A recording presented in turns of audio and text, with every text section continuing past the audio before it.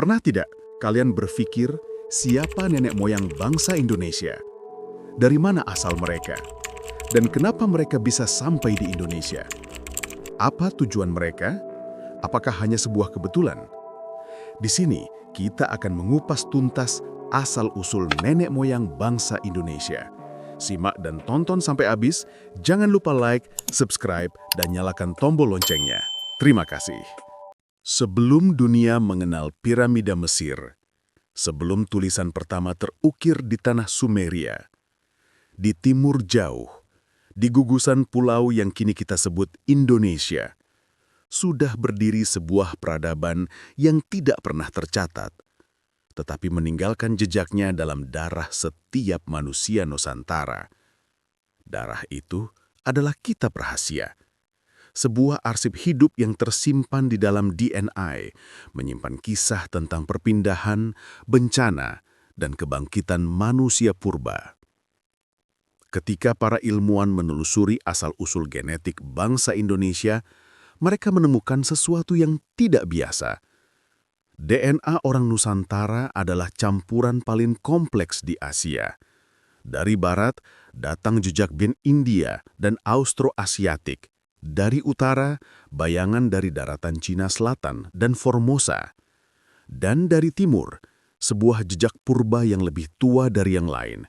DNA Denisovan, manusia kuno yang telah punah ribuan tahun lalu.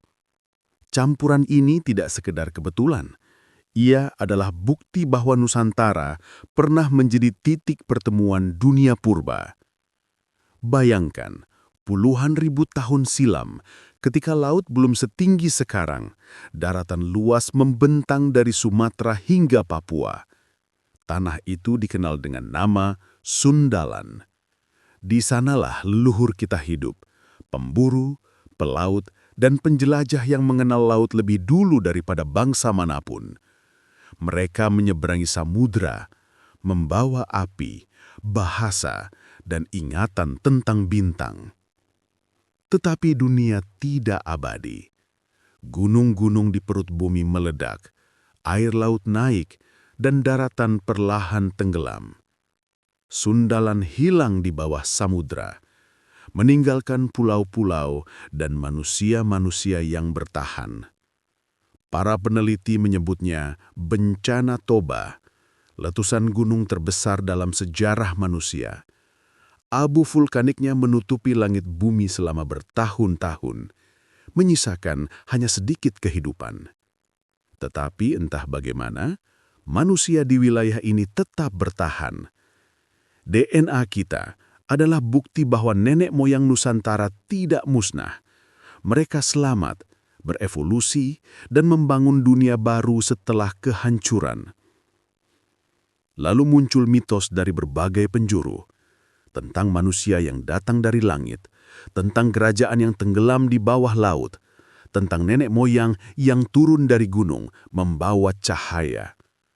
Apakah itu hanya legenda? Atau kilasan ingatan kolektif tentang bencana besar masa lalu? Di Bali disebut kisah pulau yang hilang. Di Jawa dikenal mitos Gunung Mahameru yang diturunkan dari langit. Di Maluku ada cerita tentang manusia pertama yang muncul dari laut.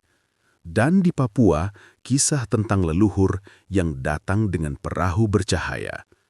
Semua legenda itu seakan berbicara tentang satu hal: awal mula peradaban setelah kehancuran besar.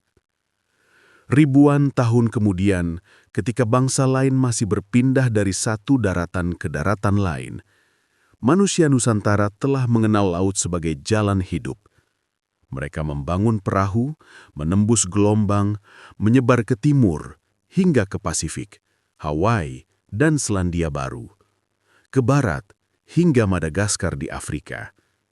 Itulah roh penjelajah Nusantara, darah yang tidak mengenal batas samudra. Setiap suku, dari Aceh hingga Merauke, adalah lembaran kisah dari satu buku besar. Buku tentang manusia yang tak pernah berhenti mencari.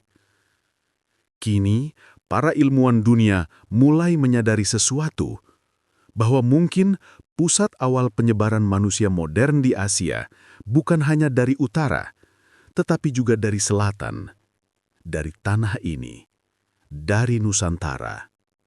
Mungkin disinilah peradaban pertama manusia maritim bermula, tempat di mana langit, laut, dan gunung menjadi satu kesatuan hidup, tempat di mana mitos dan sains bertemu. Jadi ketika kita memandang laut di Cakrawala Timur, kita sebenarnya sedang memandang ke cermin masa lalu. Mereka yang pernah menatap lautan itu adalah kita juga. Darah mereka mengalir di dalam nadi kita, membawa kenangan tentang tanah yang hilang dan dunia yang mereka bangun kembali. Mungkin itulah makna sejati menjadi manusia Nusantara. Bukan sekedar keturunan bangsa lama, melainkan pewaris ingatan bumi itu sendiri. Di setiap cerita selalu ada relik kebenaran, dan di setiap tetes darah manusia Nusantara tersimpan rahasia tentang asal-usul dunia.